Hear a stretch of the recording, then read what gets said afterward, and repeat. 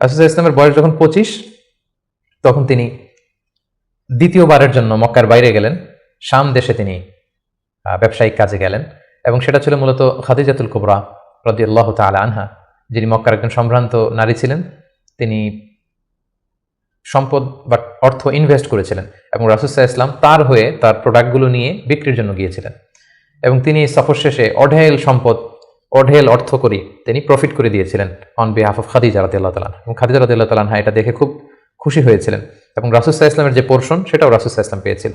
এই সফরে, এই ব্যবসায়িক সফরে খাদিজা রাদিয়াল্লাহু তাআলা আনহার একজন দাসী ছিল, নাম মাইসারা, তিনি ছিলেন সফর সঙ্গে, কাফেলার মধ্যে তিনিও ছিলেন।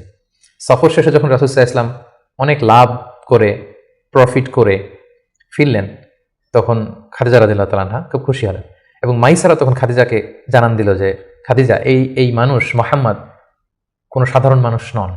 খাদিজা বললেন, তাই নাকি? কি দেখেছো তুমি এই থ্রু আউট দ্য জার্নি, এই পুরো সফরে তুমি কি খেয়াল করেছো? তিনি বললেন যে মুহাম্মাদের চলন বলন কথা এটা আলাদা, অন্য সবার চেয়ে, কাফেলার প্রত্যেকটা পুরুষের চেয়ে আলাদা। তিনি অন্যরকম, তিনি সাধারণ কোনো মানুষ নন, অসাধারণ একজন মানুষ। তার কথা বার্তা, তার চলা ফেরা, তার আচরণ, তার ডিলিংস, তার বুদ্ধিমত্তা অসাধারণ। মাইসারা যখন এই কথা বলল, তখন খাদিজাতুল কুবরা তিনি রাসূল সাল্লাল্লাহু আলাইহি ওয়াসাল্লামের প্রতি আকৃষ্ট হলেন, তার একজন কাছের বান্ধবীর কাছে শেয়ার করলেন। তারা সবাই মিলে রাসূল সাল্লাল্লাহু আলাইহি ওয়াসাল্লামের চাচাদের কাছে যেয়ে বললেন যে রাসূল সাল্লাল্লাহু আলাইহি ওয়াসাল্লামকে খাদিজা পছন্দ করে, আমরা বিয়ের ব্যাপারে ভাবতে পারি কিনা। চাচারা রাসূল সাল্লাল্লাহু আলাইহি ওয়াসাল্লামকে জানালেন, রাসূল সাল্লাল্লাহু আলাইহি ওয়াসাল্লাম এগ্রি করলেন। এই 25 বছর বয়সে রাসূল সাল্লাল্লাহু আলাইহি ওয়াসাল্লাম তার প্রথম বিয়েটি সম্পন্ন করলেন, আলহামদুলিল্লাহ। এবং রাসূল সাল্লাল্লাহু আলাইহি ওয়াসাল্লাম 20টি উট দিয়েছিলেন as a dowry, as a মাহার, বিয়ের মাহার হিসেবে খাদিজা রাদিয়াল্লাহু তাআলা আনহাকে 20টা উট দিয়েছিলেন। রাসূল সাল্লাল্লাহু আলাইহি ওয়াসাল্লামের বয়স যখন 30, খাদিজা রাদিয়াল্লাহু তাআলা আনহা রাসূল সাল্লাল্লাহু আলাইহি ওয়াসাল্লামের ঘরকে উজালা করে তার প্রথম সন্তান, কন্যা সন্তান জন্মগ্রহণ করলো, জাইনাব। রাসূল সাল্লাল্লাহু আলাইহি ওয়াসাল্লামের বয়স যখন 33, দ্বিতীয় কন্যা সন্তান রুকাইয়া জন্মগ্রহণ করলো। রাসূল সাল্লাল্লাহু আলাইহি ওয়াসাল্লামের বয়স যখন 34, তৃতীয় কন্যা সন্তান উম্মে কুলসুম আসলো। রাসূল সাল্লাল্লাহু আলাইহি ওয়াসাল্লামের বয়স যখন 35, ফাতেমা রাদিয়াল্লাহু তাআলা আনহা তিনি জন্মগ্রহণ করলেন। এবং তখন কাবা ঘরের একটা রিনোভেশন হলো, আগুন লেগে বন্যার পানিতে কয়েকবার কাবা ধ্বংস হয়ে গিয়েছিল। ঠিক সেই সময়তে রাসূল সাল্লাল্লাহু আলাইহি ওয়াসাল্লামের বয়স যখন 35, কাবাকে আবার রিবিল্ড অফ কাবা বা রিনোভেশন অফ কাবা করা হয়েছিল। ইব্রাহিম আলাইহিস সালামের যে ভিত্তির উপর কাবা তৈরি করেছিলেন, সেই ভিত্তি ঠিক রেখে পাথর এনে কাবা নির্মাণ করা হয়েছিল।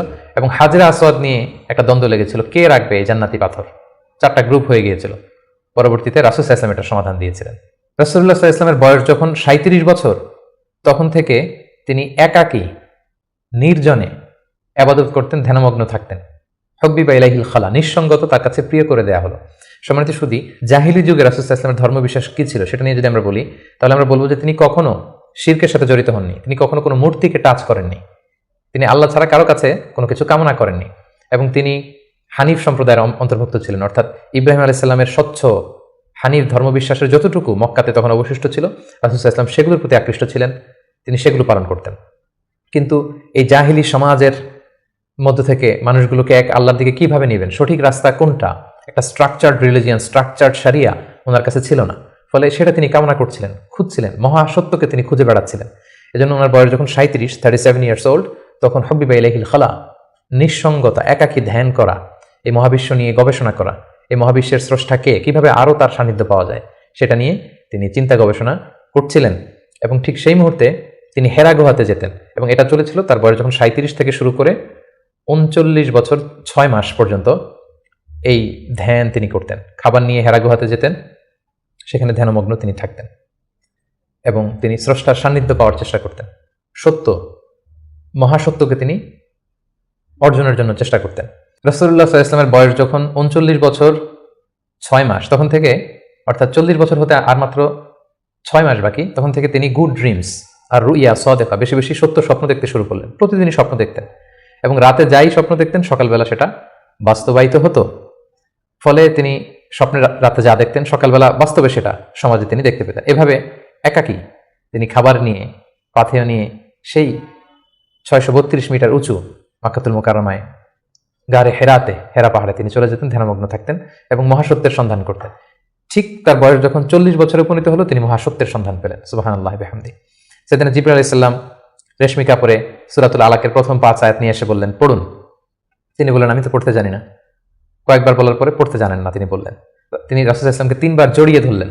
এবার তিনি পড়লেন, ইকরা বিসমি রাব্বিকাল্লাযী খালাক, খালাকাল ইনসানা মিন আলাক, ইকরা ওয়া রাব্বুকাল আকরাম আল্লাযী আল্লামা বিল কলম আল্লামাল ইনসানা মা লাম ইয়ালাম, এই যে কোরআনের প্রথম 5 আয়াত হেরা গুহাতে নাজিল হলো, তখন রাসূল সাল্লাল্লাহু আলাইহি ওয়াসাল্লাম পড়লেন। 5টি আয়াত পড়ে তিনি হেরা গুহা থেকে কাঁপতে কাঁপতে নেমে আসলেন। নেমে এসে দেখেন জিবরাইল আলাইহিস সালামকে তার প্রকৃত রূপে দেখলেন, যে বিশাল আকৃতির, দিগন্ত বিস্তৃত তার আকৃতি। তিনি আরো ভয় পেলেন। এই 5 আয়াত নিয়ে তিনি নিচে নেমে আসলেন, কাঁপতে লাগলেন এবং আম্মাজান খাদিজা ওনার স্ত্রীর কাছে এসে বললেন, জাম্মিলুনি জাম্মিলুনি, আমার ভয় লাগছে, আমাকে কম্বল চাপা দাও।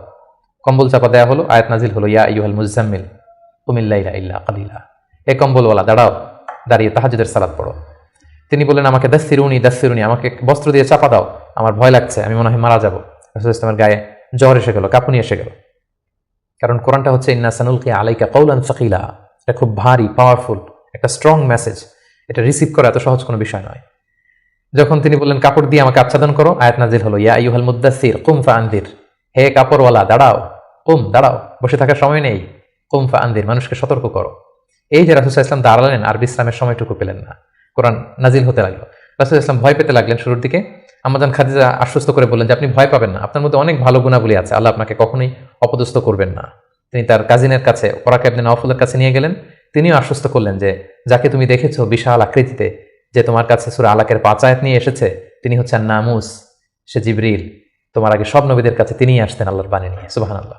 ভয় পেও না, তুমি চালিয়ে যাও, এবং তোমার জাতিগোষ্ঠী তোমার বিরোধিতা করবে, তোমাকে তোমার এলাকা থেকে বের করে দিবে। রাসূল সাল্লাল্লাহু আলাইহি ওয়াসাল্লাম বললেন, আমার গোষ্ঠীর আত্মীয়রা আমাকে বের করে দিবে? তিনি বললেন, হ্যাঁ, এই বাণীবাহকের কাজ যারা করে পৃথিবীতে তাদেরকে এই ভাগ্যই বরণ করতে হয়েছে। সুবহানাল্লাহ বিহামদিহি।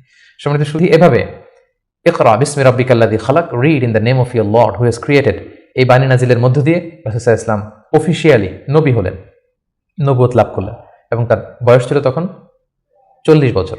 তাহলে আমরা প্রথম পর্ব শেষ করলাম, যেখানে আমরা বলেছি প্রথম পর্বে আমরা রাসূল সাল্লাল্লাহু আলাইহি ওয়াসাল্লামের জন্ম থেকে শুরু করে নবী হওয়া পর্যন্ত এই 40 বছরের বর্ণনা আমরা প্রথম পর্বে শুনলাম। এবারে আমরা দ্বিতীয় পর্বে চলে যাব। দ্বিতীয় পর্বে আমরা বর্ণনা করব নবী হওয়ার পর থেকে হিজরতের আগ পর্যন্ত মক্কায় নবুয়তের 13 বছর ওনার কেমন কেটেছে, কি কি ইনসিডেন্ট ছিল, কি কি ঘটনার মধ্যে দিয়ে, স্ট্রাগলের মধ্যে দিয়ে তিনি গিয়েছেন, সেটা আমরা এখন শুনবো ইনশাআল্লাহ। আমরা শুরুতেই বলেছিলাম যে দ্বিতীয় পর্ব আমরা আলোচনা করব নবুয়তির সন ভিত্তিক।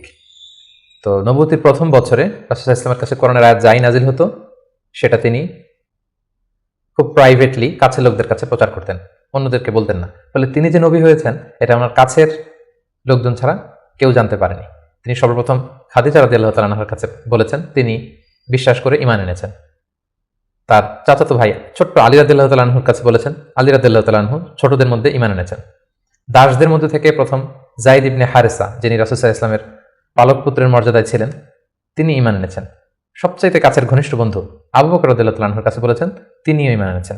এবং রাসূল সাল্লাল্লাহু আলাইহি ওয়াসাল্লাম গোপনে, অর্থাৎ যেটাকে বলা হয় প্রাইভেট দাওয়া, তিনি টার্গেট ভিত্তিক কাছের ঘনিষ্ঠ আমানতদার যাকে তিনি রিলাই করতে পারেন তাদের কাছে তিনি বলতে আরম্ভ করলেন, এবং তারা গোপনে গোপনে প্রাইভেটলি রাসূল সাল্লাল্লাহু আলাইহি ওয়াসাল্লাম ডাকে সাড়া দিয়ে ঈমান আনলো, মুসলিম হতে আরম্ভ করলো। সুবহানাল্লাহ। এভাবে 3 বছর তিনি প্রাইভেট দাওয়া দিয়েছেন মক্কায়। নবুয়তির তৃতীয় বছরে 3 বছর পর আল্লাহ তাআলা আয়াত নাযিল করলেন, ফাসদা বিমা তুমার ওয়া আরিদ আনিল মুশরিকিন।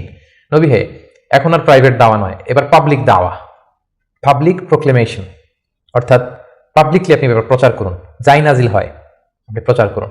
এবার রাসূল সাল্লাল্লাহু আলাইহি ওয়াসাল্লাম প্রচার করতে আরম্ভ করলেন পাবলিকলি। তিনি পাবলিকলি তাওহীদের দাওয়াত দিতে শুরু করলেন, রিসালাতের দাওয়াত দিতে শুরু করলেন, আখিরাতের দাওয়াত দিতে শুরু করলেন। যখনই তিনি পাবলিকলি দাওয়াত দিতে শুরু করলেন, তখনই বিরোধিতা শুরু হলো, নানা ধরনের বাধা বিপত্তি আসতে শুরু করলো।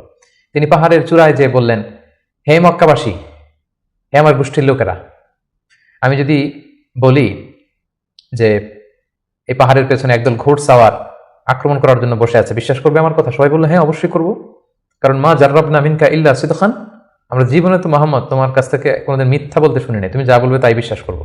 তখন রাসূল সাল্লাল্লাহু আলাইহি ওয়াসাল্লাম বললেন, তাহলে জেনে রাখো, আমাকে যদি নবী হিসেবে না মানো, আখিরাতে যদি বিশ্বাস না করো, আল্লাহকে যদি একমাত্র রব হিসেবে না মানো, তোমাদের জন্য কঠিন শাস্তি অপেক্ষা করছে। এই কথা শুনে তারা মর্মাহত হলো, এবং রাসূল সাল্লাল্লাহু আলাইহি ওয়াসাল্লামের চাচা আবু লাহাব পাথর নিয়ে রাসূল সাল্লাল্লাহু আলাইহি ওয়াসাল্লামের প্রতি নিক্ষেপ করলেন, এবং তখনই সূরাতুল লাহাব নাজিল হলো। সূরাতুল লাহাব, তাব্বাত ইয়াদা আবি লাহাবি ওয়া তাব, ধ্বংস হোক, নিপাত যাক আবু লাহাবের 2 হাত। কিন্তু রাসূল সাল্লাল্লাহু আলাইহি ওয়াসাল্লাম থামলেন না, তিনি দাওয়াত দিতে লাগলেন, এবং মক্কার গরিব শ্রেণীর যেই লোকেরা আছে, কর্মচারী, শ্রমজীবী, খেটে খাওয়া মানুষ, দাস, তারা রাসূল সাল্লাল্লাহু আলাইহি ওয়াসাল্লামের দাওয়াতে সাড়া দিয়ে মুসলমান হতে লাগলো, তাদের সংখ্যা বাড়তে লাগলো, এবং তাদের উপর অত্যাচার আরম্ভ হয়ে গেল। নবুতির ৫ম বৎসরে এই ক্ল্যাশ, এই সংঘাত মারাত্মক আকারে রূপ নিল। কোথাও বেলাল রাদিয়াল্লাহু তাআলা আনহুকে পিটিয়ে আহত করা হচ্ছে, কোথাও খাব্বাব রাদিয়াল্লাহু তাআলা আনহুকে, কোথাও খুবাইব রাদিয়াল্লাহু তাআলা আনহুকে, কখনো আম্মার ইবনে ইয়াসারকে, কখনো সুমাইয়া রাদিয়াল্লাহু তাআলা আনহাকে। তাদেরকে নানাভাবে নির্যাতন, অত্যাচার শুরু করা হলো। এবং উপায়ন্ত না দেখে নবুতির ৫ম বছর রাসূল সাল্লাল্লাহু আলাইহি ওয়াসাল্লাম বললেন যে না, এভাবে অত্যাচারের মধ্যে দিয়ে যাওয়া যায় না। আমি শুনেছি যে নাজ্জাশীর বাদশাহ, ইথিওপিয়াতে হাবাসাতে একজন বাদশাহ আছে, ইমামুন আদিল, এ জাস্ট কিং, তার কাছে কেউ নাকি অত্যাচারিত হয় না, তোমরা সেখানে হিজরত করো। নবুতির ৫ম বৎসর একটা বিশাল সংখ্যক মুসলিম সাহাবি তারা আবিসিনিয়াতে হিজরত করলো। এবং এই বছরই পাপিষ্ঠ আবু জাহাল বর্ষার আঘাতে ইসলামের প্রথম নারী শাহিদা সুমাইয়া রাদিয়াল্লাহু তাআলা আনহাকে তিনি শহীদ করে দিয়েছিলেন, হত্যা করেছিলেন। এভাবে খুব কঠিন মুহূর্ত যখন যাচ্ছিল মুসলিমদের উপর, মুসলিমদের একটা অংশ আবিসিনিয়াতে হিজরত করলো, রাসূল সাল্লাল্লাহু আলাইহি ওয়াসাল্লাম অন্যান্যদেরকে নিয়ে কষ্ট সহ্য করেও মক্কাতে অবস্থান করলেন। ঠিক ওই মুহূর্তে একটা আশার বাণী নিয়ে আসলো আমির হামজা, রাসূল সাল্লাল্লাহু আলাইহি ওয়াসাল্লামের চাচার ইসলাম গ্রহণ এবং ওমরে ফারুকের ইসলাম গ্রহণ। সুবহানাল্লাহ। হ্যালো ফ্রেন্ডস, আসসালামু আলাইকুম। আশা করি আপনারা সকলে ভালো আছেন। সো আমাদের আজকের এই ভিডিওটিতে আমাদের প্রিয় নবী হযরত মুহাম্মদ সাল্লাল্লাহু আলাইহি ওয়াসাল্লামের জীবনীর ৩ নম্বর পর্বটি আলোচনা করা হয়েছে। আলোচনা করেছেন আমাদের সকলের প্রিয় মুখ, প্রিয় হুজুর ডক্টর মিজানুর রহমান আজহারি। আমাদের আজকের তৃতীয় পর্বটি আপনাদের কেমন লাগলো অবশ্যই কমেন্টে জানাবেন, এবং যদি ভালো লেগে থাকে অবশ্যই লাইক দেবেন। আরেকটা কথা হচ্ছে, আপনারা যারা প্রথম পর্ব এবং দ্বিতীয় পর্ব দেখেননি, অবশ্যই আমি ডিসক্রিপশন বক্সে প্রথম এবং দ্বিতীয় পর্বের লিঙ্ক দিয়ে দেবো, দেখে আসবেন ইনশাআল্লাহ। আর হযরত মুহাম্মদ সাল্লাল্লাহু আলাইহি ওয়াসাল্লামের জীবনীর সবগুলো পর্ব দেখার জন্য আপনারা বেশি বেশি কমেন্ট করেন। ইনশাআল্লাহ আমি সবগুলো পর্ব ভালোভাবে নিয়ে আসার চেষ্টা করব। সবগুলো পর্বে ইনশাআল্লাহ আমাদের প্রিয় হযরত মুহাম্মদ সাল্লাল্লাহু আলাইহি ওয়াসাল্লামের জীবনের কিছু অংশ থাকবে, অর্থাৎ প্রিয় হযরত মুহাম্মদ সাল্লাল্লাহু আলাইহি ওয়াসাল্লামের সম্পূর্ণ জীবনী তো নিয়ে আসা সম্ভব না। সো চেষ্টা করব যতটুকু আনার যায় ইনশাআল্লাহ চেষ্টা করব। আর আপনাদের মনেও যদি কোনো ইসলামিক কনসেপ্ট দিয়ে প্রশ্ন থাকে অবশ্যই কমেন্টে জানাবেন। আমি নোটিশ করে রাখবো, সেই বিষয় নিয়েও ভিডিও নিয়ে আসার চেষ্টা করবো ইনশাআল্লাহ। তো দেখা হচ্ছে পরবর্তী ভিডিওতে। সেই পর্যন্ত আমাদের চ্যানেলের পাশে থাকবেন, সুস্থ থাকবেন, ভালো থাকবেন। আল্লাহ হাফেজ।